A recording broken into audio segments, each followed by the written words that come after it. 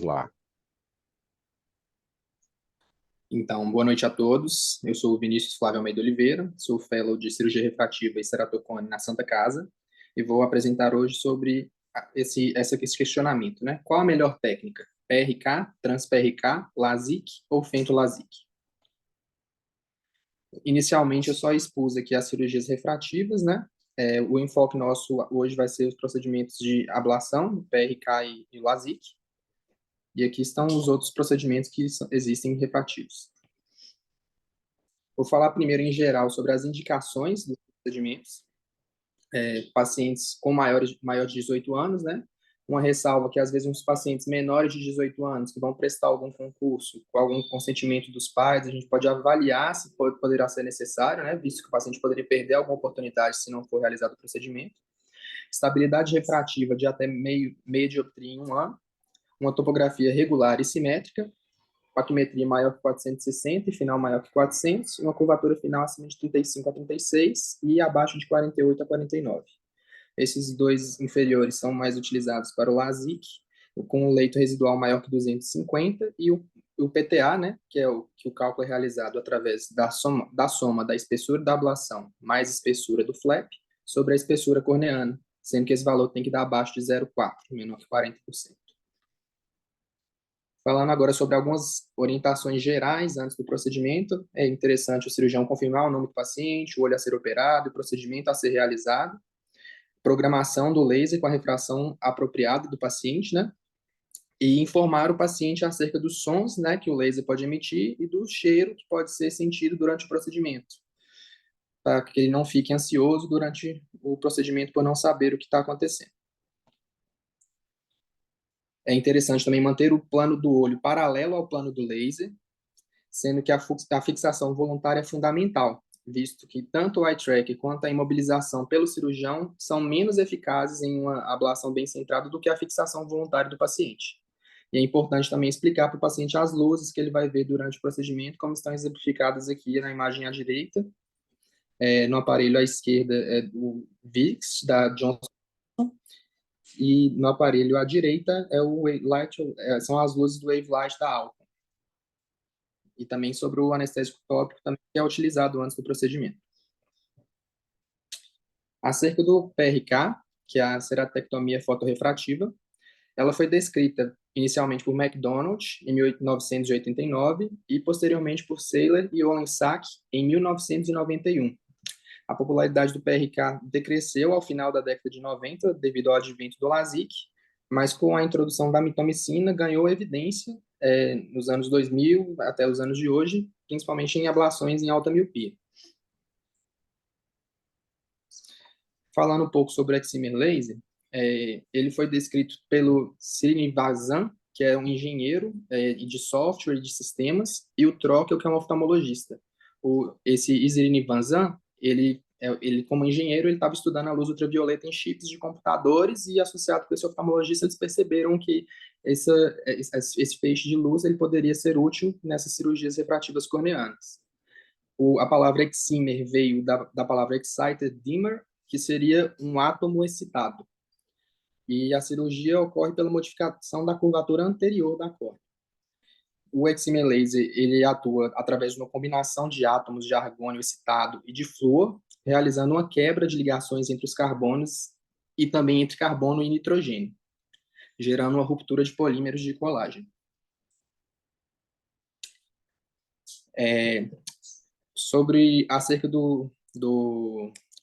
da cirurgia, é necessária a exposição da camada de Baumann para a aplicação do excimer laser, e aí são mais indicados em córneas irregulares ou finas, distrofia de membrana basal do epitélio, cirurgia corneana prévia, também reduz complicações em relação ao flap e o PRK, além da redução da incidência de olho seco em comparação ao LASIK. Acerca da técnica, o primeiro passo, após a administração de colírio anestésico e da orientação do paciente, é a remoção do epitélio e exposição dessa camada de Baumann, podendo ser realizada com a lâmina, como apresentado na foto A, álcool absoluto a 20% por cerca de 10 a 45 segundos, como exposto na figura B, a escova rotary de córnea, demonstrada na figura C, ou a ablação transepitelial por excimer laser, como evidenciada na figura D. O livro da Academia Americana traz que a ablação transepitelial por excimer laser traria uma maior preservação do contorno do epitélio, com a possível redução da dor pós-operatória e uma revitalização mais rápida, além de uma área de ablação mais condizente com a área de desepitelização mais condizente com a área a ser ablada.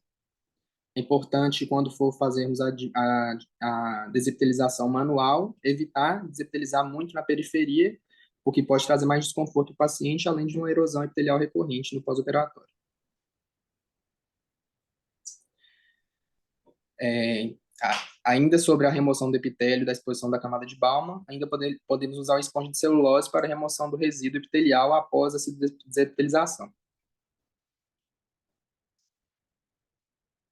Após a remoção do epitélio, a gente tem que novamente checar essa fixação do paciente, orientando ele a qual luz ele deve olhar durante o procedimento, para iniciar, então, a ablação da superfície.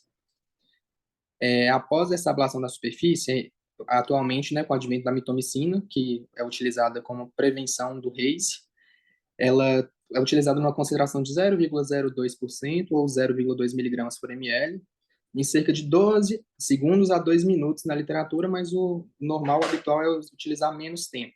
Muitos autores também orientam a usar menos tempo pelo risco de toxicidade endotelial que foi descrito. E é importante ainda a proteção do limbo e conjuntiva, como evidenciado na figura ao lado direito, né? Sendo que a mitomicina é aplicada e depois ela é enxugada com essa esponja.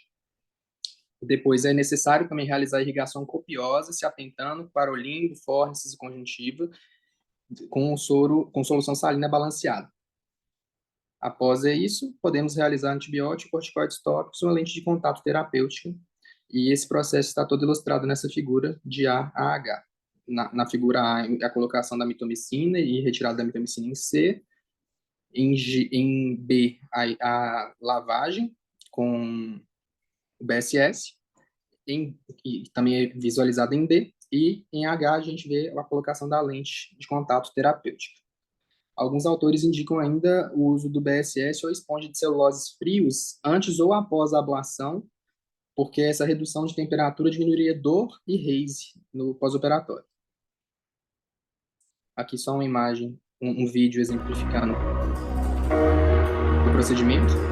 Então tá ocorrendo a marcação da aplicação do álcool absoluto.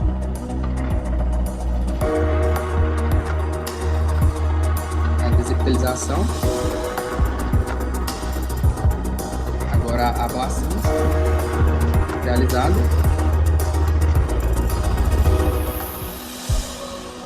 E após a colocação da lente de contato. Algumas complicações, só para citá-las, são RAIS, né? Que é a conversão de ceratócitos em miofibroblastos. A mitomicina agiria reduzindo essa população de ceratócitos e, consequentemente, reduzindo sua transformação em miofibroblastos. O RAIS pode ser visualizado nessa figura ao lado.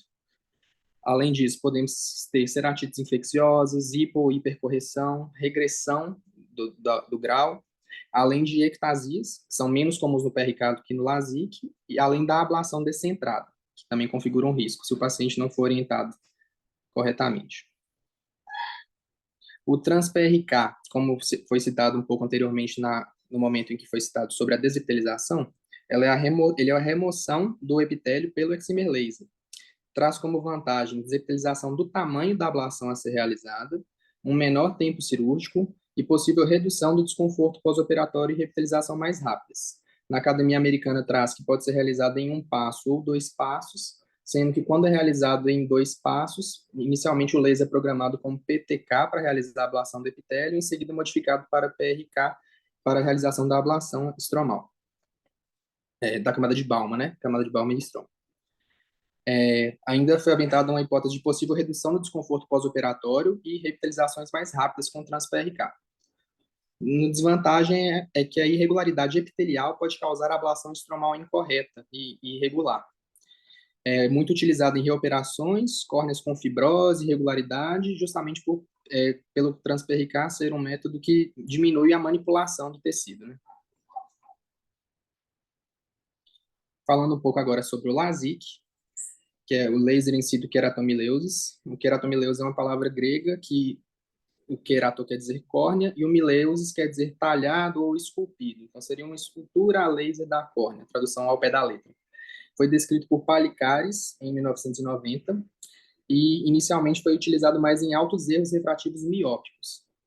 Ocorre através de uma abertura de um flap com exposição do estroma médio, podendo ser realizado com fento ou microcerátomo, e proporciona uma recuperação visual mais rápida e menor desconforto no pós-operatório.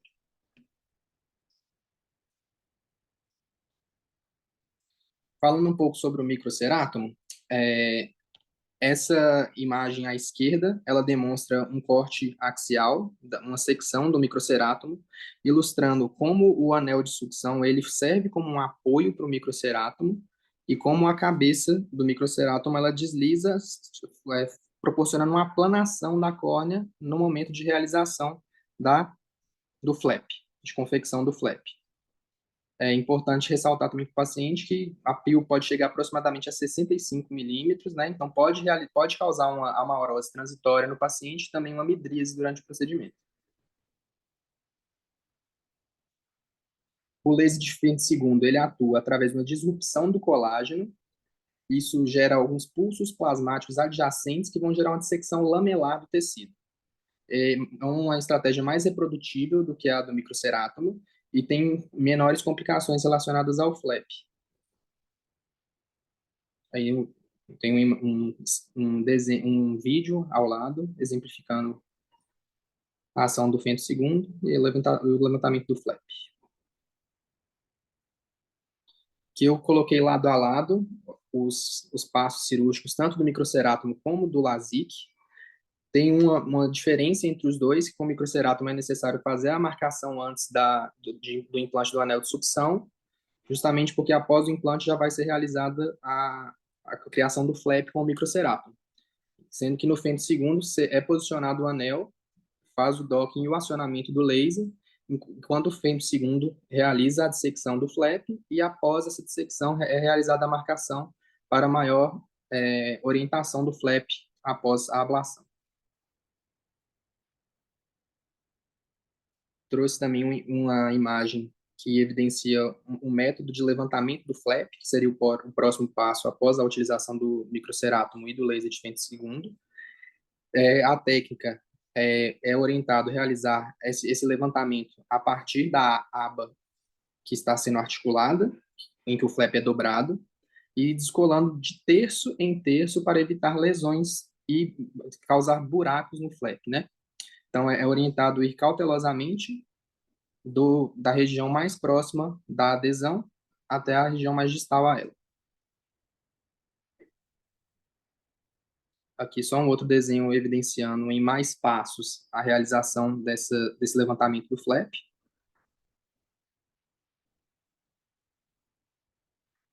E aqui um vídeo ilustrando a realização do fento LASIK. O laser de fento segundo agindo, formando o flap sendo levantado, realização da ablação e o reposicionamento do flap em sua irrigação. Trouxe também algumas vantagens e desvantagens em relação ao fento segundo e o microcerátomo. O laser de fento segundo, ele produz flaps mais customizáveis, né, mais passíveis de repetição, com espessura e grossura do flap menos dependente da ceratometria. A centração, né, quando você centra, é mais fácil de centrar do que quando ocorre no microcerátomo. São mais raros os defeitos epiteliais e os defeitos do flap, menores riscos de free cap, buttonhole, e os flaps, sua espessura, né, a espessura dos flaps são mais confiáveis em relação ao do microcerátomo. Os flaps são mais planos e é menos provável a hemorragia de vasos limbares e tem também a possibilidade de retratar imediatamente se acontecer alguma ablação incompleta do fento segundo. Como desvantagens, tem uma maior manipulação do flap, pode gerar uma camada opaca de bolhas que pode interferir na ablação. Além disso, também essas bolhas podem ir para a cama anterior e atrapalhar o eye tracking a registrar tanto a íris quanto o movimento ocular, o que pode dificultar o procedimento. O levantamento do flap após 6 meses é mais difícil, o custo é menos acessível do laser de fento segundo e tem uma fotossensibilidade e boa acuidade visual um pouco mais retardada pela fotossensibilidade. Algumas complicações relacionadas ao LASIK, uma, o buttonhole, né? As primeiras que eu vou citar são as relacionadas ao flap. O buttonhole acontece predominantemente em córneas mais curvas ou córneas com opacidades, como está evidenciada nessa figura superior à direita, que foi um buttonhole após o LASIK. A conduta seria não realizar a ablação, reposicionar e programar uma nova cirurgia em 3 a 6 meses, a depender da evolução do paciente. Outro, outra complicação possível de ocorrer é o free cap, que ocorre em córneas planas, e o tratamento é realizar um reposicionamento cuidadoso desse flap, para não haver perda desse tecido. Aqui na figura logo à direita também demonstra o free cap. As estrias no flap também são complicações passíveis de ocorrer com o LASIK, e pode ser um tratamento conservador ou uma reabordagem a depender se acomete o eixo visual e da extensão dessas estrias, também evidenciadas na figura ao lado. Ceratites também são complicações possíveis de ocorrer no LASIK. O DLK, que é a ceratite lamelar difusa, que ocorre predominantemente 24 horas de pós-operatório, tem origem inflamatória e o tratamento é realizado ou com corticoides, AINES ou lavagem da interface, a depender do quadro. Ceratite infecciosa ocorre um pouco mais tardiamente, 2 a 3 dias de pós-operatório, e os agentes mais encontrados são gram-positivos, nocardia, micobactérias, fungos, e a conduta mais adequada seria realizar culturas e iniciar macrolídeos, aminoglicosídeos ou quinolonas de quarta geração na tentativa de controlar, além do reposicionamento de controlar. É importante aqui diferenciar o DLK da ceratite infecciosa, que a gente percebe que o DLK está limitado a essa região da lamela, enquanto a ceratite infecciosa pode ultrapassar essa região, como evidenciada na figura ao lado. Outras complicações possíveis são crescimento epitelial na interface, que tem como fator de risco a reabordagem do flap. O laser de fento segundo também reduz um pouco essa complicação, devido à geometria da customização desse flap ser diferente. E o tratamento pode ser conservador ou reabordagem também, a depender da localização e da extensão desse crescimento epitelial. Outra complicação possível é a ceratopatia estromal induzida por pressão, em que, pela pressão elevada, ocorre um descolamento dessa região do flap, formando uma bolsa entre a região estromal e a região do flap. Por isso é gerada uma hipotonia paradoxal, porque quando vamos medir a pio, a região que a gente está aplanando e medindo vai ser a pressão do bolsão. Então, temos que ter cuidado com essa complicação, e o tratamento é suspender o corticoide, que pode ser um fator de risco por essa ocorrência, e o controle da pio nesses pacientes. Então, diante de tudo isso que foi exposto, qual seria a melhor técnica? Trouxe aqui um quadro que explica um pouco mais essas questões. Acerca dos quadros do paciente, a gente deve avaliar cada caso individualmente para a gente decidir qual seria a melhor estratégia a ser realizada. Em casos de olho seco leve, distrofia epitelial, erosão epitelial recorrente, risco de traumas, o PRK seria uma melhor cirurgia, além de ser melhor em casos de necessidade de cirurgias personalizadas, fenda palpebral estreita, órbita funda, que dificultariam a confecção do flap, e pacientes com paquimetria menor que 500 micras ou córnea relativamente fina em relação à refração. O LASIK, em pacientes que não toleram muito a dor, sentem muito desconforto ou têm necessidade de voltar rapidamente às atividades, seria uma estratégia melhor. Trouxe só alguns exemplos. Então, um paciente policial, por exemplo, é uma alta suscetibilidade a traumas, né? Então, a gente tem que pensar em qual técnica realizar, seria mais adequado para esse caso, pelo risco de traumas, pensar em um PRK. E trouxe ao lado também um paciente com distrofia de membrana basal, distrofia de Cogan, em que seria mais adequado realizar o PRK também por essa irregularidade da membrana basal. Trouxe outros 2 pacientes que são atletas, necessitam de recuperação visual mais rápida. Da esquerda é o Tiger Woods e da direita o LeBron James.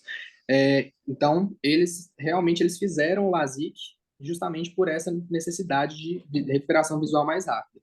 Mesmo o basquete sendo um esporte que gera muitos traumas oculares, ainda assim os médicos e o LeBron James em conjunto optaram pelo LASIK devido à recuperação visual mais rápida. Então, aqui foram as minhas referências para essa aula. E obrigado.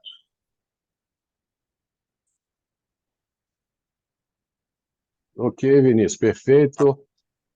Então vamos para os. Pode fechar seus slides aí, Vinícius? Vou pedir ao Reinaldo para fazer os comentários, por favor.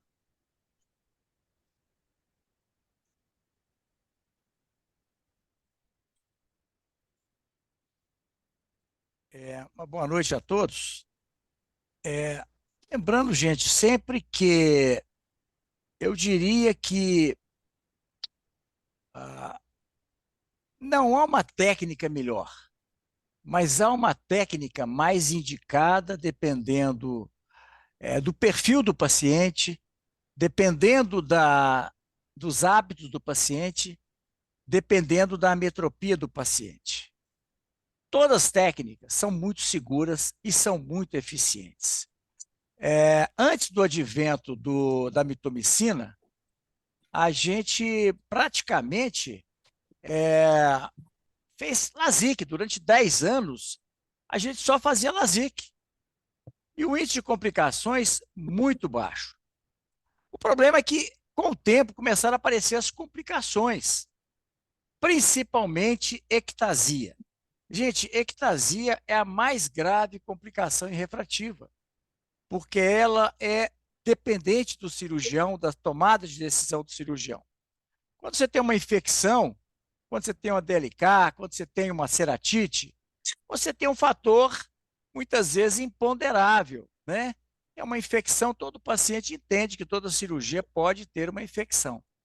Agora, quando você tem uma ectasia, se você procurar fazer um exame, né, aquilo que é feito em acidente aéreo, né? Você pega a caixa preta, vai ver fazer uma avaliação do CENIPA, né? Que faz essa avaliação para tentar entender qual a causa do acidente. Você vai sempre descobrir aonde que teve o problema e aonde que poderia ter sido evitado. E a maior parte dos casos, a maior grande maioria dos casos de ectasia, o problema foi uma análise da topografia mal feita. A topografia já tinha sinais indicativos de algum risco e o cirurgião não observou essas alterações, né? Uma outra questão é o seguinte: se fala muito em álcool para desepitelizar córnea, desepitelizar epitélio. Gente, quando começou a tecnologia do laser, era uma contraindicação as pessoas entrarem com produtos voláteis no bloco cirúrgico, até perfume se condenava. Então, eu acho o seguinte, que não há necessidade de você colocar uma substância que é tóxica para a córnea para tirar o epitélio.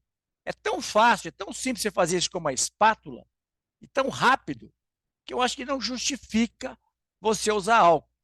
A gente usou álcool durante algum tempo quando a gente estava fazendo a técnica do LASEK, onde você tirava o epitélio após edemaciá-lo com álcool e reposicionava esse epitélio. Isso se mostrou absolutamente injustificável, porque os resultados não eram mais rápido a recuperação, nem mais confortável. Então, o LASEK foi abandonado. E com ele também, a maioria dos cirurgiões deixaram de usar o álcool, né? Outra coisa que é muito importante é quando você vai orientar um paciente sobre o PRK, evite a palavra dor. Se vocês quiserem, um dia eu posso dar uma aula só sobre a fisiologia, a fisiopatologia da dor. Tem componentes que extrapolam muito as terminações nervosas livres. Dor é uma percepção que varia muito de indivíduo para indivíduo, embora todos nós tenhamos o mesmo limiar de dor. Mas a percepção, a expressão da dor, ela é variável de pessoa para pessoa. Eu sempre falo com o paciente que é possível você sentir algum desconforto, é possível você sentir uma ardência, é possível você sentir uma sensação de corpo estranho, de areia nos olhos, mas eu nunca falo dor. Porque hoje, com a medicação que a gente usa, principalmente o uso de esteroide via oral, a incidência de desconforto é muito pequena. Então, não crie no paciente a expectativa que ele vai sentir dor, porque você vai estimulá-lo, ele tem a percepção que vai ter dor, ele vai sentir. Se você fala com ele que ele pode ter algum desconforto usando a medicação, usando as compressas, todas aquelas orientações que a gente dá para o paciente, ele vai falar assim, não, o pós-operatório foi muito tranquilo. Ninguém fala de dor. Muitas vezes a dor está na cabeça do cirurgião. A gente que induz o paciente a sentir dor. Tá? A grande questão, gente, de ficar melhor técnica, é realmente você selecionar bem de acordo com o paciente. Falar assim, o LASIK é seguro? É muito seguro. A incidência de complicações com o LASIK é muito baixa. Agora, a incidência de complicações com o PRK é ainda mais baixa. A única complicação importante no LASIK é o RASE. E se você orientar o paciente a não se expor à radiação ultravioleta nos primeiros 6 meses, que é onde tem maior incidência de RASE, o restante, a recuperação é alguns dias. Isso para quem vai se beneficiar da cirurgia por muitos anos, é muito pequeno o tempo de recuperação. É lógico que o LASIK, a recuperação é imediata. Gente, eu faço muito LASIK, mas eu sempre que é possível, eu dou preferência ao PRK. 95% dos casos de ectasia, que é a complicação mais grave, ela ocorre das ectasias ocorre com LASIK, né? Outra coisa, quando a gente fala em LASIK hoje, vamos começar nos acostumarmos com a expressão fento-LASIK. Por quê? Porque a questão do LASIK com microcerátomo, ela possivelmente esteja em extinção, porque o próprio fabricante das lâminas do microcerátomo, que a gente usa, que é o Hansatome, o XP, que é a última geração do microcerátomo da Bausch & Lomb, a Bausch & Lomb deixou agora recentemente de produzir lâmina. Nós vamos ficar dependendo agora de outros fabricantes produzirem lâminas de qualidade. Nós já tivemos fornecedores que não eram da Bausch & Lomb e as lâminas eram de má qualidade, tivemos problemas, né? Então, a gente deve começar a pensar que LASIK daqui para frente, a gente pode pensar cada vez mais em fento-LASIK, cada vez menos em microcerátomo. Nos Estados Unidos, os fellows em refrativa não sabem o que é microcerátomo. Por quê? Porque lá já se faz o fento há muito tempo e ninguém quer fazer com microcerátomo. Por quê? Porque o fento é muito melhor. Não é pouco melhor, não. É muito melhor. Por que é muito melhor? Porque a principal complicação do LASIK, vamos dizer, principal não, mais frequente, que seriam alterações do flap, como buttonhole, que é uma tragédia, você não pode aplicar o laser em hipótese alguma. Se você fizer com fento, você simplesmente nem levanta o flap. Você espera aquelas bolhas de cavitação desaparecerem e você leva o paciente novamente ao fento e faz imediatamente após. Se você tiver alguma complicação, bolhas em excesso que diminua a transparência, aguarde. Aguarde alguns pontos fazendo a sala de recuperação, aguarde as bolhas desaparecer, volte o paciente com fento e você vai resolver o problema dele naquele mesmo dia. No caso do microcerátomo, quando você tem uma alteração do flap, um buttonhole, por exemplo, você tem que esperar 3 meses, no mínimo, para você fazer um novo flap. E não deixa de ter uma cicatriz que pode levar a alguma qualidade de visão comprometida após algum comprometimento com o flap. Então, são cicatrizes e sequelas que não vão ter com fento e pode acontecer com microcerátomo. Tá certo? Apenas uma observação aqui, Vinícius. Quando você fala de ceratite acontece após 3 dias, 5 dias, isso é verdade para estáfilos, para estrépito, mas não para micobactéria. Você citou a micobactéria aí? Micobactérias são infecções insidiosas, geralmente tardias. Não são comuns em infecções nos primeiros dias. Tá? Então, sempre que eu coloco sempre para o paciente, eu nunca fecho questão com o paciente. Eu explico para ele, no caso dele, qual que será a melhor técnica. E falo as vantagens e desvantagens. E discuto com ele as vantagens de cada caso, as limitações, e por que que no caso dele eu estou indicando o LASIK e o PRK. Então, apesar de hoje, no mundo inteiro, estar se fazendo mais PRK do que LASIK, nos grandes serviços, onde se tem grandes movimentos, grande volume, ainda se faz prioritariamente o LASIK. O LASIK tem uma vantagem sobre o PRK que é imbatível. O LASIK tem um marketing que é imbatível. O paciente sai de lá enxergando, não sente nada, diferentemente do PRK. Então, isso faz com que o cirurgião tenha assim, o paciente tenha uma percepção de que o cirurgião é muito competente.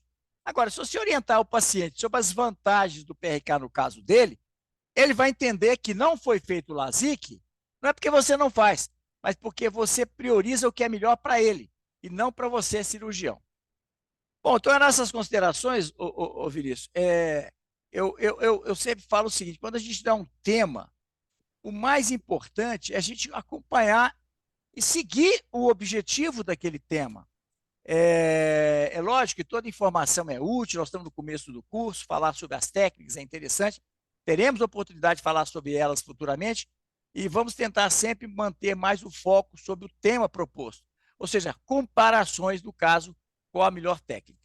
Mas parabéns pela sua apresentação, muito bem feita, muito bem explanada e muito bem também ilustrada. É isso aí. Obrigado. Perfeito, Reinaldo. Vamos agora pedir ao Dr. Cláudio Cury para fazer os seus comentários, por favor. Boa noite, pessoal. Vinícius, Boa parabéns pela noite. apresentação, bem sucinta e direto ao ponto, com muita ilustração, que é importante, né, para chamar a gente para a atenção das coisas principais.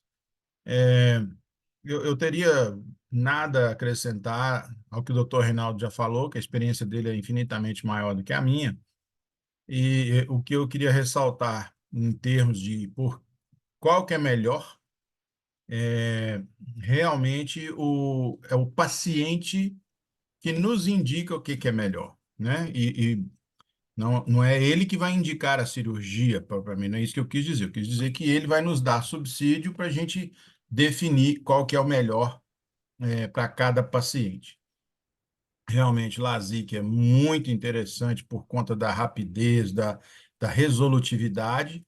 Então, se um paciente que tem uma necessidade, vamos dizer, mais urgente, é tudo eletivo, mas precisa de uma recuperação rápida, ficou anos com a miopia e, de repente, virou urgência, né? Então, vai fazer uma viagem, vai mudar. É esse tipo de coisa que pode indicar uma cirurgia ou outra. Não necessariamente uma falha da técnica A ou da técnica B.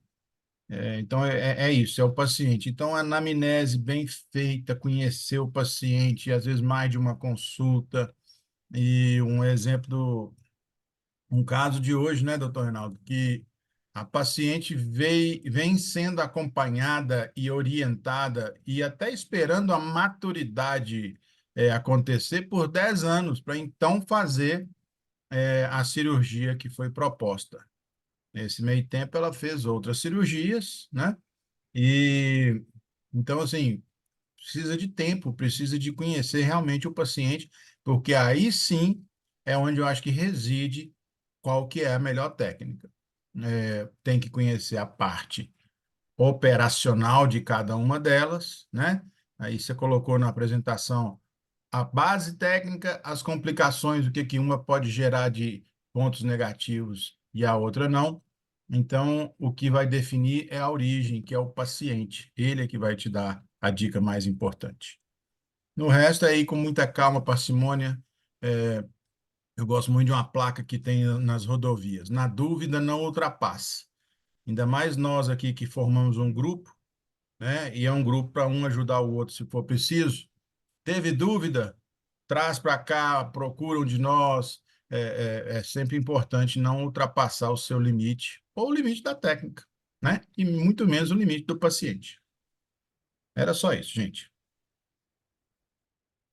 Perfeito, Cláudio, excelente. Vamos agora para os comentários do Gustavo, por favor. Boa noite, pessoal, tudo bem? Boa Parabéns noite, aí pela Gustavo. apresentação. Eu acho que penso que a única coisa que faltou citar, por curiosidade, foi uma coisa que você mesmo mostrou, que foi a questão do policial, que ao mesmo tempo que ele está sujeito a trauma, ele muitas vezes trabalha no sol. Então, às vezes o paciente tem todo o perfil de um PRK, mas salva vidas de clube, ou fica no sol durante muito tempo, trabalha no sol. Então, isso aí pode ser uma avaliação, uma contraindicação PRK e talvez dar uma preferência aí para o LASIK. Só isso que eu queria acrescentar. Parabéns aí a todos. Então, Gustavo.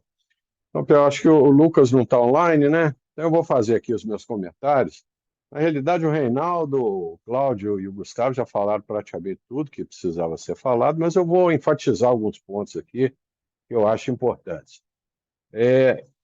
Nós que já estamos nesse mercado de cirurgia refrativa há muitos anos, desde a final da década de 80 e 90, nós pegamos todas as fases da cirurgia refrativa. Pegamos a fase da cirurgia refrativa incisional, a RK. Depois tivemos uma evolução enorme quando surgiram os primeiros lasers, e a gente fomos os pioneiros, fomos o pioneiro em Minas e os pioneiros no Brasil a adquirir o primeiro equipamento de laser. E realmente foi uma evolução muito grande para a cirurgia refrativa quando a gente passou da cirurgia incisional para o MEL 60, que foi o nosso primeiro laser. E realmente era um laser bastante eficiente, apesar de todas as restrições com relação à zona óptica pequena, ser um scanning laser e fazer uma ablação de uma certa maneira grosseira, mas que resolvia o problema, corrigia a miopia do paciente. Não corrigir a aberração, muitas vezes induzia aberração no olho na córnea do nosso paciente, mas realmente foi uma evolução muito grande. Como o Reinaldo já citou anteriormente, nós passamos por várias fases aí, quando a gente saiu do MEL 60, fomos para a tecnologia da Bausch Lomb, Technology, também foi uma evolução muito grande, a gente teve acesso a tratamento personalizado, tratamento para indução de correção de presbiopia, então, realmente foi uma evolução muito grande. Porém, chegou-se a uma determinada fase em que os mixerátomos foram bastante aperfeiçoados, e a gente comprou lá o primeiro ACS, que o resultado não era muito bom. Compramos a primeira geração dos mixerátomos Ransatome, da Bausch Lomb, e realmente foi uma evolução muito grande. Como o Reinaldo já comentou anteriormente, o LASIK foi uma evolução muito grande na década de 90, porque nós saímos de uma cirurgia que causava desconforto ao paciente, muitas vezes o paciente ficava impossibilitado de trabalhar durante alguns dias, e fomos para uma cirurgia em que tinha o uau da cirurgia lamelar, ou seja, o paciente já ia embora para casa enxergando tudo, não tinha nenhum desconforto no pós-operatório, e muitas vezes no primeiro pós-operatório de 24 horas, ele já tinha visão 20/20. Então, realmente era um apelo de marketing enorme, e em termos de evolução e conforto para o paciente, foi uma evolução enorme. Nós pegamos uma fase que a gente praticamente só fazia cirurgia lamelar, pegava mal fazer PRK, porque o cirurgião que realmente era eficiente, ele preferia fazer o LASIK. E fizemos isso durante muitos anos, quando a gente comprou o XP, nós ficamos muitos anos fazendo o LASIK com ótimos resultados e uma incidência muito pequena de complicações. Chegou uma fase que a gente começou a observar ectasias induzidas pelo LASIK e que a gente não observava no PRK. Então, foi uma fase que a gente colocou o pé no freio e, com o advento da mitomicina C, o PRK voltou à moda. Ou seja, as complicações que a gente tinha com ectasia no LASIK, a gente não tinha no PRK, e a gente conseguia administrar muito bem o problema do Reis com a mitomicina C. E estamos nessa fase até hoje. Como os colegas anteriormente já comentaram, hoje em dia, se você for olhar as estatísticas do ocular laser, 90% dos procedimentos são realizados ablação de superfície, até porque o PRK dá um resultado excelente quando ele é bem indicado e bem realizado. Hoje em dia, praticamente eu faço LASIK, continuo fazendo bastante LASIK em hipermetropia. Realmente, PRK em hipermetropia não funciona devido à regressão, indução de aberrações na córnea. Então, hipermetropia para mim é sinônimo de LASIK. Como o Reinaldo já comentou anteriormente, nós temos a opção do LASIK com a lamela feita pelo mixerátomo, que eu gosto muito de fazer, e também com o fento segundo. O fento segundo realmente é uma tecnologia muito boa, muito eficiente. O único problema do fento segundo é o preço. Realmente, para o paciente, sai muito mais caro a taxa do laser para o fento segundo do que com o bixerato. Basta dizer que na ocular laser a taxa de PRK e a taxa de LASIK com mixerato é a mesma, ou seja, não existe nenhuma diferença. A única coisa que muda é o fato do paciente ter que pagar a lâmina do mixerato.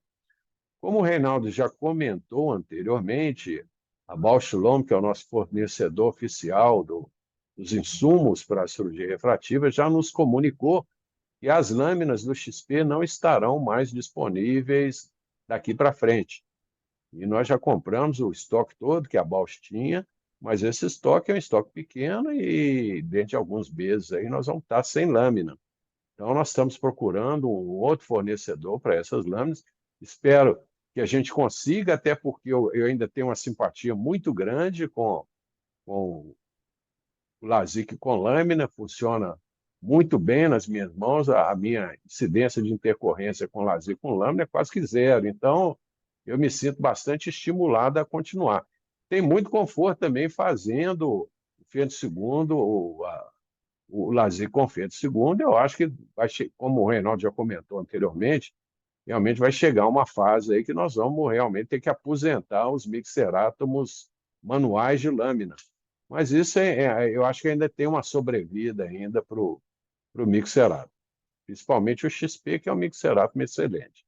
Então, eu espero que a gente consiga aí um fornecedor e espero que a gente ainda continue com essa boa opção aí no mercado. Mas é claro que vocês que estão se iniciando em cirurgia refrativa agora, é importante que vocês aprendam as duas técnicas, justamente para vocês poderem ter várias opções personalizadas para dar para os pacientes de vocês. A minha abordagem com relação à seleção da técnica é um pouquinho diferente do que os colegas comentaram aí anteriormente.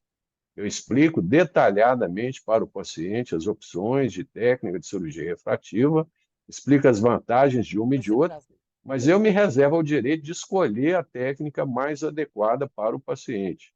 Ou seja, quem escolhe a técnica sou eu. Se ele confiou em mim para realizar o seu procedimento cirúrgico, naturalmente que ele vai confiar em mim também para escolher a técnica que eu acho mais adequada para o caso dele.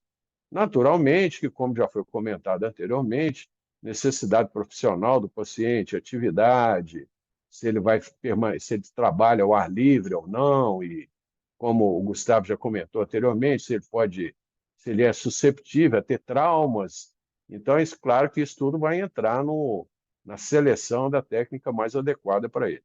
Mas quem escolhe a técnica, eu acho melhor o cirurgião escolher a técnica do que a gente transferir essa responsabilidade para o paciente, que muitas vezes vai lá no Dr. Google e como tem muita informação totalmente inverídica na internet, muitas vezes ele vai ler uma literatura que não é a mais adequada e pode eventualmente até escolher uma técnica que é inadequada para ele.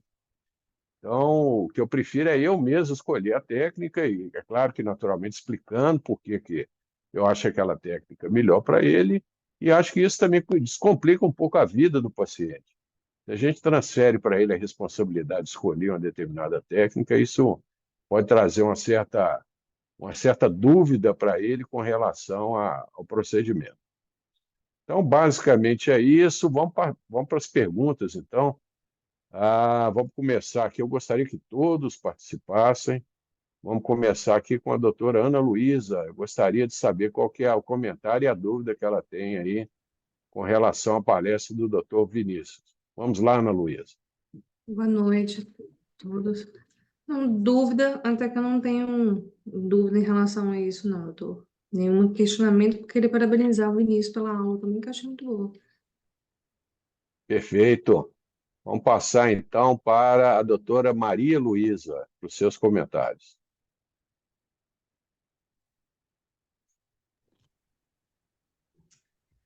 Boa noite. Parabéns, Vini. Sua aula muito objetiva, bem clara, muitas imagens bem esclarecedoras. Eu tenho uma nem é dúvida, eu acho que é uma curiosidade.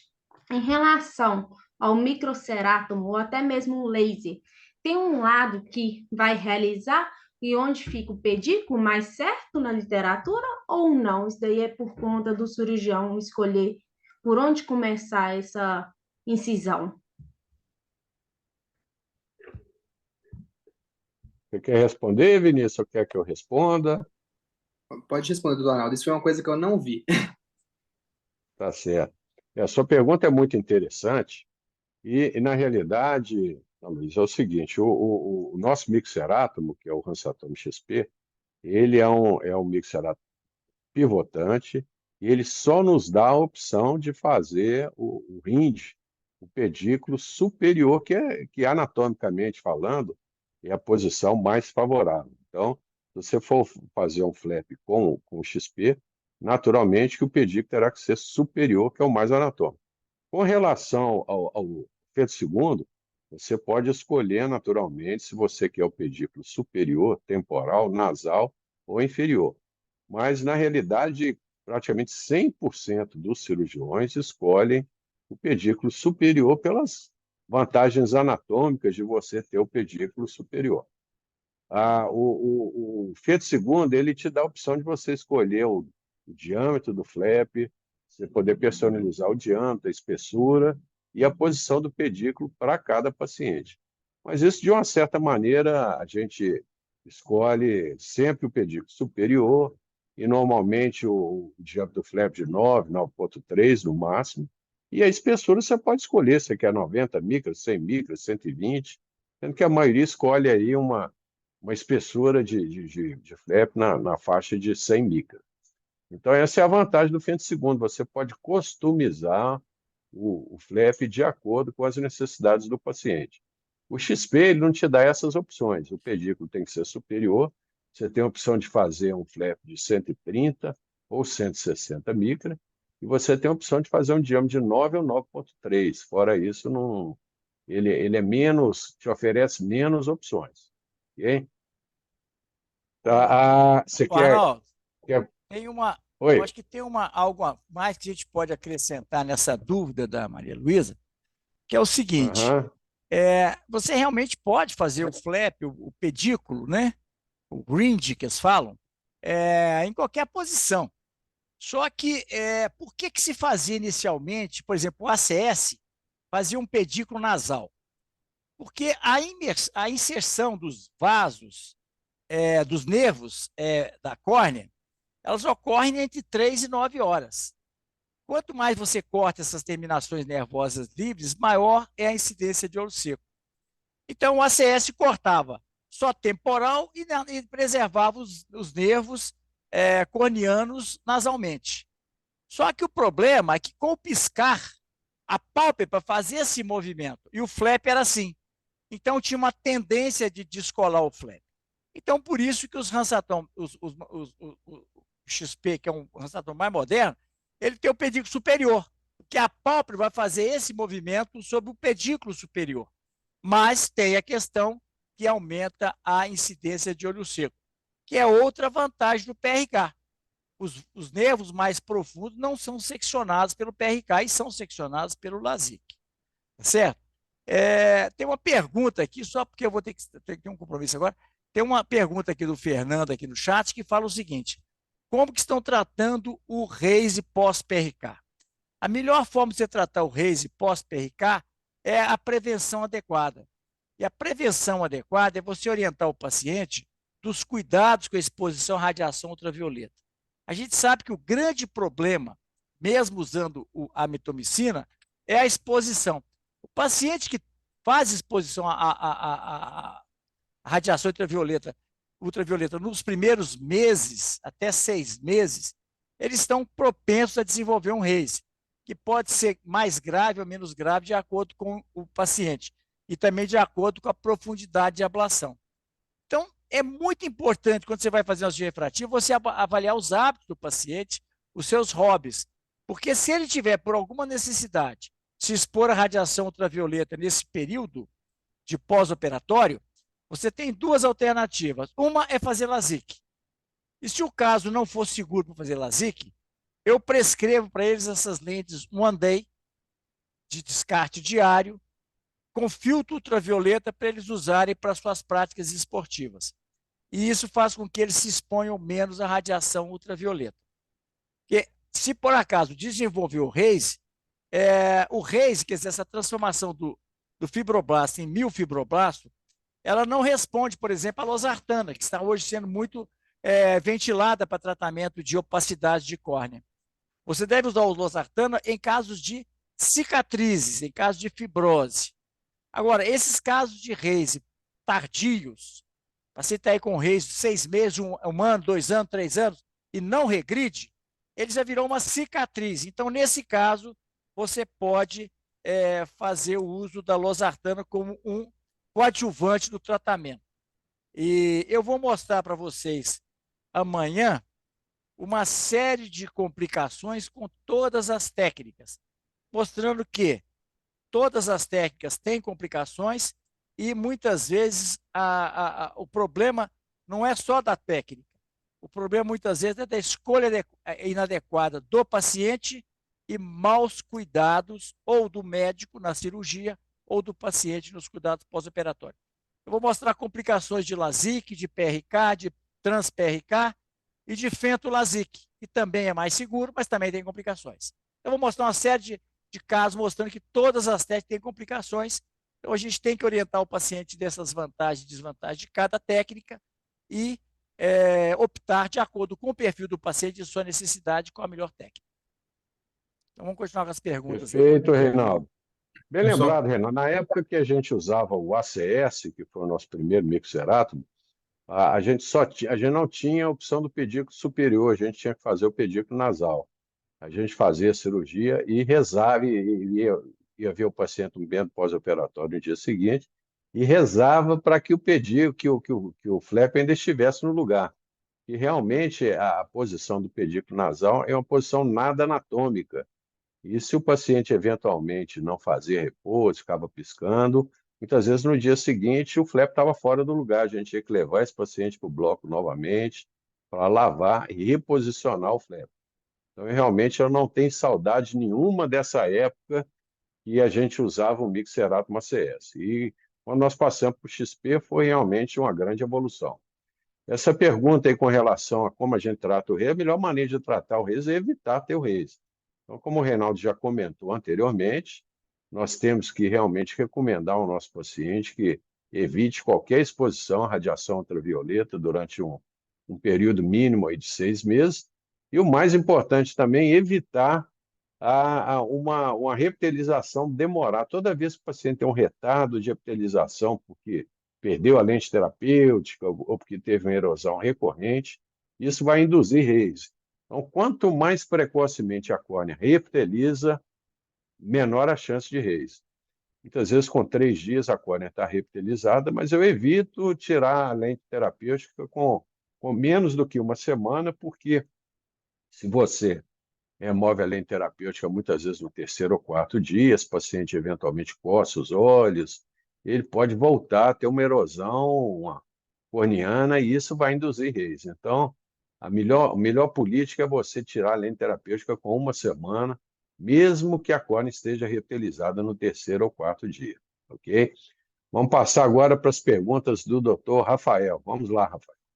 Posso só fazer uma observação sobre essa pergunta aí que teve do Reis? É que Com hoje eu certeza, recebi Cláudio. de uma apresentação que teve no Astras agora, e que a losartana foi bombardeada por conta de que os estudos que tinham eram com Ns muito pequenos, às vezes com N de 1, alguns pacientes com distrofia lipídica, e que a coisa não é bem assim, em que nesse que foi feito, que teve 41 olhos, foi 46% de alguma efetividade a depender do tempo de RASE. RASEs agudos, RASEs médios e RASEs de longa duração. Então, é importante a gente olhar com muita parcimônia essa questão da losartana, porque não é panaceia, não. Exato, Cláudio. Uma coisa importante também, pessoal, a gente lembrar o seguinte: todo procedimento cirúrgico tem complicações. Então, por exemplo, quando você trabalha com mixerátomo, a complicação que você pode ter no operatório da confecção de um flap é justamente você ter um buttonhole. Se tiver um buttonhole, realmente não tem jeito de aplicar o laser, nós temos que reposicionar o flap e aguardar aí pelo menos 90 dias. Porém, você só vai ter buttonhole se você fizer uma coisa que não deve ser feita. Ou seja, se você ler o manual lá do Mixerato XP, está bastante claro lá pela Bausch Lomb que todo paciente que tem CAMED acima de 47 não deve ser submetido à cirurgia lamelar com mixerátomo, com lâmina, porque a chance de ter um buttonhole é grande. Então, se você seguir essa regra, ou seja, o paciente que tem CAMED acima de 47, não realizar a lamela com mixerato, a chance de você ter um buttonhole é praticamente zero.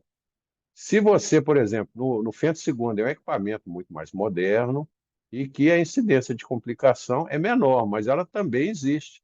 Semana passada eu fui fazer um paciente hipermétrope, até não era um paciente meu, era um paciente de um colega, que eu fui operar para ele, e fiz uma lamela lá com mixerátomo, e o paciente ele tinha uma pequena opacidade, um halo senil na periferia da córnea inferior, e o Pedro II simplesmente não fez o corte ali.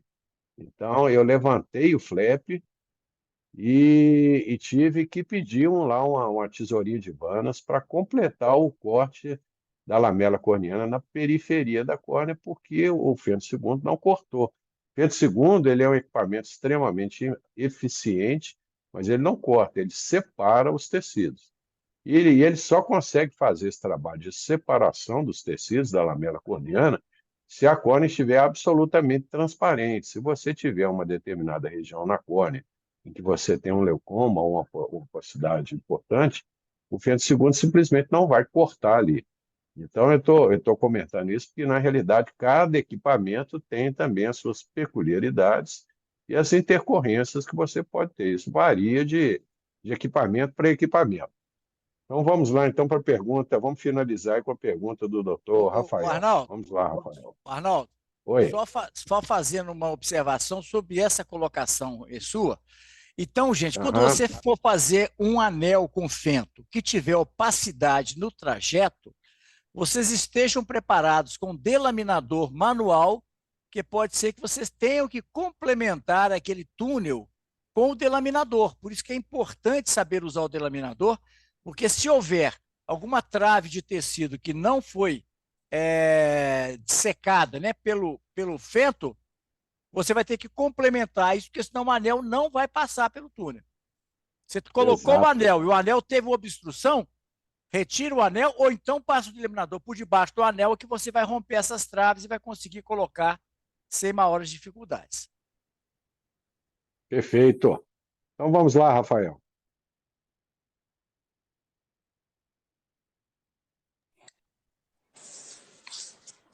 Tem três, pode ser eu? Não, mas o único que está online é você. Ah, sou eu? Vai em Eu não frente. consigo ver todo mundo Só aqui porque eu você tô com mesmo. laquete. Os outros dois estão assistindo o jogo do Galo. Vai lá. Não, tranquilo. O meu, na verdade, é mais só elogiar o Vini mesmo, porque eu acho que já foi tudo abordado. Eu não tenho nada para perguntar para ele, não. Ok, Rafael. Pessoal, alguém quer fazer mais alguma pergunta, algum comentário? A hora é agora. Muito bem. Então, pessoal, Só amanhã uma estaremos coisinha, aí com doutor a Arnaldo. Reinaldo. Só uma Oi, coisinha, lembrando pode falar, aqui, Cláudio. qual que é melhor, qual que é pior, me ocorreu aqui. O LASIK hoje tem vários recursos. O PTA é um recurso a mais que não tinha antes. O Brain é outro recurso também que você pode utilizar para aumentar a sua segurança, independente daquele procedimento que você está escolhendo. Então, qual que é o Exato. melhor ainda O está por Cordes ser também. respondido. Na realidade, a gente muitas vezes em cirurgia refrativa, a gente fica debatendo se PRK é melhor do que LASIK, se FENTA é melhor do que do que mixerato. Na realidade, nós, dentro da nossa caixa de ferramentas, nós temos que estar aptos e habilitados a realizar o procedimento mais adequado para o paciente. Seja uma adaptação de uma lente de contato corneana ou escleral, ou uma delaminação corneana, seja com mixerato, seja com fento, ou um PRK. Então, na realidade, um PRK Streamline transepitelial, na realidade, o que nós temos que, em vez de ficar discutindo se é melhor isso ou aquilo, é a gente aprender a usar todas as técnicas disponíveis e oferecer o melhor para o nosso paciente. Tem paciente míope, que a melhor opção para ele é continuar usando óculos. Então, né? Então, a gente tem cada paciente tem a melhor opção para ele e a gente tem que respeitar isso. Por mais que a gente goste de realizar cirurgia com esse ou aquele equipamento, o interesse é sempre no melhor para o nosso paciente. Ok?